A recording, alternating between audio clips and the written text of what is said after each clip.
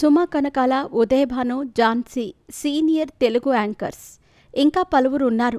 వీరు తొలితరం Telugu television anchors అని చెప్పుకోవచ్చు. డ్రెస్సింగ్ విషయంలో వీరు కొన్ని నియమాలు పాటించారు. ఉదయభాను కొంచెం ట్రెండీ దుస్తుల్లో కనిపించేది. అయితే స్కిన్ షో చేసిన దాఖలాలు లేవు. యాంకర్ అంటే నిండైన బట్టల్లో కనిపించాలి అనే నియమాన్ని అనసూయ భరద్వాజ్ బ్రేక్ చేసింది. జబర్దస్త్ షో యాంకర్గా ఎంట్రీ ఇచ్చిన అనసూయ పొట్టి బట్టల్లో గ్లామర్ షోకి తెరలేపింది. కుటుంబ సభ్యులందరూ ఒక చోట చేరి చూసే టెలివిజన్ షోలలో గ్లామర్ షో చేయటం సరికాదు అనే వాదన బలంగా వినిపించింది.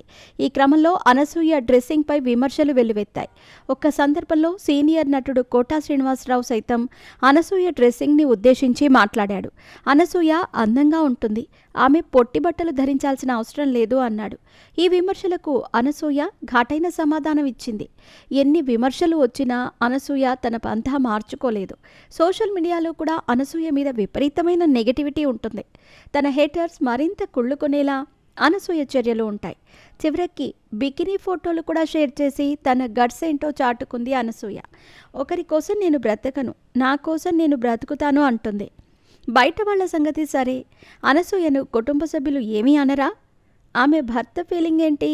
ఈ ప్రశ్నలకు అనసూయ సమాధానం చెప్పింది. విమర్శలతో నా ఆత్మవిశ్వాసాన్ని దెబ్బతీసే ప్రయత్నం జరిగింది, కానీ ఏకాగ్రత కోల్పోకుండా నా లక్ష్యం వైపు నేను వెళ్ళాను అని అనసూయ చెప్పింది. 15 ఏళ్ళు నాకు కెరీర్ ఉంటుందని భర్త వద్ద ముందే పర్మిషన్ తీసుకున్నాను. అందుకే నా కుటుంబ సభ్యులు నాకు సహకరిస్తున్నారు. నా వృత్తిలో కొనసాగుతూనే తల్లిగా, భార్యగా, గృహిణిగా నా బాధ్యతలు నెరవేరుస్తున్నాను అని అనసూయ చెప్పుకొచ్చింది. తన కెరీర్ విషయంలో కొన్నేళ్లు స్వేచ్ఛగా వదిలేయాలని అనసూయ భర్త వద్ద అనుమతి తీసుకున్నట్టుగా పరోక్షంగా వెల్లడించింది. కెరీర్ కోసమే స్కిన్ షో అని అనసూయ చెప్పకనే చెప్పింది.